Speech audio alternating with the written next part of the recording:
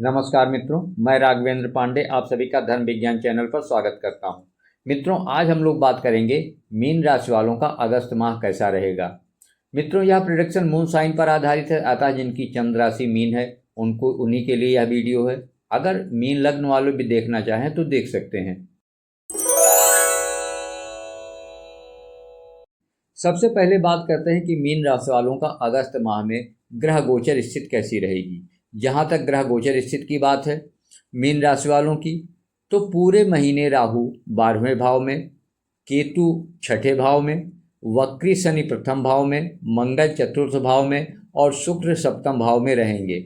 बृहस्पति देव 5वें भाव में रहेंगे जो कि अस्त चल रहे हैं और 12 अगस्त को उदय हो जाएंगे। मित्रों, ग्रहों की इस स्थिति के कारण सभी मीन राशि वालों का love life, marriage life, service, व्यवसाय, आर्थिक जीवन, हेल्थ कैसी रहेगी, इसी विषय में चर्चा करेंगे।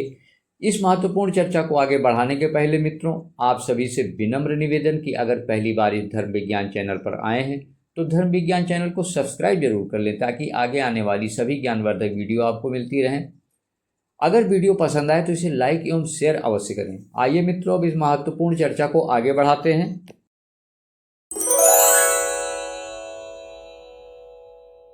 अब बात करते हैं कि मीन राशि वालों की सर्विस, व्यवसाय एवं आर्थिक स्थिति कैसी होगी। जहां तक मीन राशि वालों के सर्विस की बात है तो इस समय ग्रह गोचर स्थिति जो बनी हुई है वो बताती है कि आपको अपने कार्य क्षेत्र में मेहनत अधिक करनी होगी। मेहनत का अनुसार परिणाम मिलने में देरी होगी। सभी मीन राशि वालों को सलाह दी जाती है कि कार्यस्थल या कार्य क्षेत्र में अपनी वाणी को नियंत्रण में रखें, शब्दों को सोच समझकर बोलें, अन्यथा वाद विवाद की स्थिति बन सकती है और आपको नुकसान उठाना पड़ सकता है। वर्क प्लेस पर वर्कलोड ज़्यादा रहेगा। हालांकि यदि आप अपने व्यवहार को संयमित रखते हुए लगातार मेहनत करेंगे तो उसका परिणाम भी अच्छा मिलेगा, लेकिन परिणाम मिलने में थोड़ा विलंब हो सकता है क्योंकि इस समय आपके ऊपर साढ़े साती का दूसरा चरण चल रहा है। लेकिन उच्चाधिकारियों का इस समय आपको पूर्ण सहयोग प्राप्त होगा। जो मीन राशि के जातक व्यापार कर रहे हैं यह महीना उनके लिए ज़्यादा अनुकूल है। व्यापार व्यवसाय में अच्छा मुनाफा प्राप्त हो सकता है। यहाँ पर ध्यान देने वाली बात है कि किसी से किसी प्रकार की अनुचित व्यवहार आपको नुकसान दे सकता है, आपको परेशानी में डाल सकता है।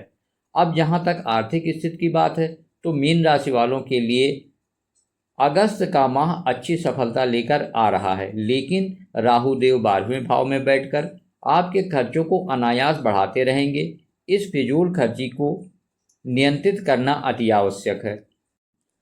लेकिन मंगल देव चतुर्थ भाव में बैठकर दसम भाव तथा एकादश भाव को देखेंगे, जिससे आपकी आमदनी में लगातार वृद्धि होती रहेगी। सूर्य और बृहस्पति भी पंचम भाव में बैठकर 11वें भाव यानी लाभ भाव को देखेंगे तथा 5 अगस्त को बुध भी 11वें भाव को देखेंगे। अतः आपके पास एक से अधिक इनकम के रास्ते बनेंगे और यह इनकम आपकी लगातार बढ़ती चली जाएगी। खासकर जब 12 अगस्त को बृहस्पति देव उदय हो जाएंगे तो आपकी इनकम में, आपकी आमदनी में लगातार बढ़ोतरी होती रहेगी। आपका खर्च प्रॉपर्टी, वाहन अथवा घर के कुछ सामानों पर हो सकता है। कुल मिलाकर यह आर्थिक स्थिति बिल्कुल ठीक रहेगी। बस ज़रूरत है कि अपने फिजूल खर्ची पर नियंत्रण रखा जाए।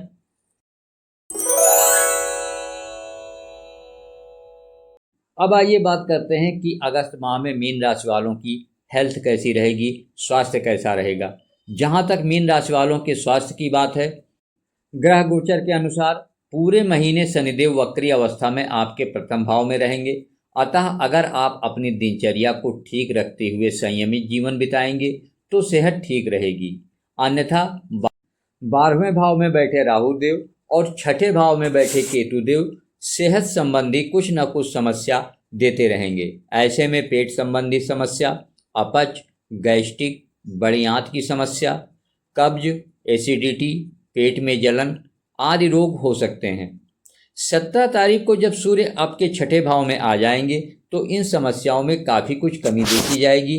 फिर भी इस वीडियो के अंत में कुछ महत्वपूर्ण सावधानियां और उपाय बताए गए हैं, उन्हें अपनाकर आप काफ़ी हद तक अपनी इस समस्याओं से बचाव कर सकते हैं।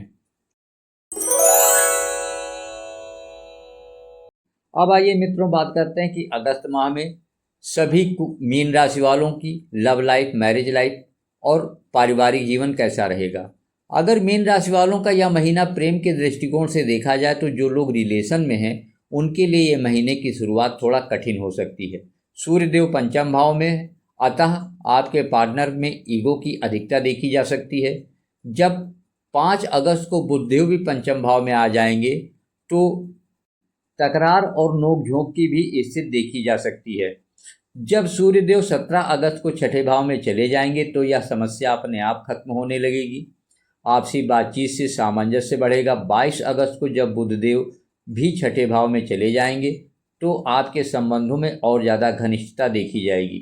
जो लोग शादीशुदा हैं, सप्तम भाव के शुक्र उनके संबंधों में और प्रगाढ़ता लाएंगे।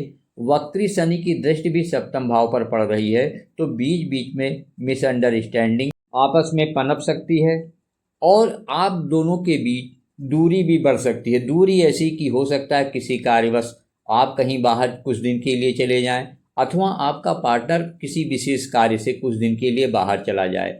अतः यहाँ पर दूरी भी आपकी बन सकती है, लेकिन यह दूरी कुछ दिनों की ही होगी। अब बात करते हैं पारिवारिक, तो चतुर्थ भाव में मंगल देव बैठे हुए हैं जिसकी वजह से पारिवारिक सदस्यों में टांटबाजी, एक दूसरे की टांग खींचना जैसी स्थिति पैदा हो सकती है। लेकिन अच्छी बात यह है कि इस समय कोई प्रॉपर्टी या वाहन भी परचेज हो सकता है जिससे परिवार में खुशियां बढ़ेंगी और परिवार की आमदनी के स्रोत भी बढ़ने के योग बन रहे हैं। अब बात करते हैं कि मीन राशि वाले अगस्त माह में वो कौन कौन सी सावधानियां बरतें और कौन कौन से उपाय अपनाएं जिससे उनका अगस्त का माह ज़्यादा बेहतर से बेहतर साबित हो। तो जहाँ तक सावधानियों की बात है, इस समय आपको अपनी वाणी पर और अपने क्रोध पर नियंत्रण रखने की बहुत ज़रूरत है। किसी से वाद विवाद ना करें और किसी दो के बीच में ना पड़ें, अन्यथा आप बुरे बन जाएंगे। कहने का मतलब कि अगर दो लोगों में वाद विवाद चल रहा है तो उसमें आपको मध्यस्थता बनने की ज़रूरत नहीं है, अन्यथा सारा दारोमदार आपके सर पर आ जाएगा। इसके अलावा जहाँ तक उपाय की बात करते हैं तो उपाय में आपको इस समय चूंकि शनि की 7.5 का सेकेंड फेज चल रहा है, अतः आपको चाहिए कि दशरथ का शनि स्तोत्र प्रत्येक शनिवार को पढ़ें या सुने और शनिदेव की प्रतिमा पर तेल चढ़ावें और पीपल को जल दें। इसके अलावा शिवलिंग पर जल चढ़ाना खासकर सोमवार को विशेष फलदायी होगा। हनुमान चालीसा प्रतिदिन पढ़ें और सुंदर कांड का पाठ प्रतिदिन करें। मित्रों, अगर आपके कोई प्रश्न है तो हमारे व्हाट्सएप नंबर पर मैसेज करके पूछ सकते हैं। कॉल ना करें, कॉल अटेंड नहीं होगी। मित्रों, आज की चर्चा अब यहीं समाप्त होती है। मिलते हैं फिर अगले ज्ञानवर्धक वीडियो में। तब तक के लिए नमस्कार।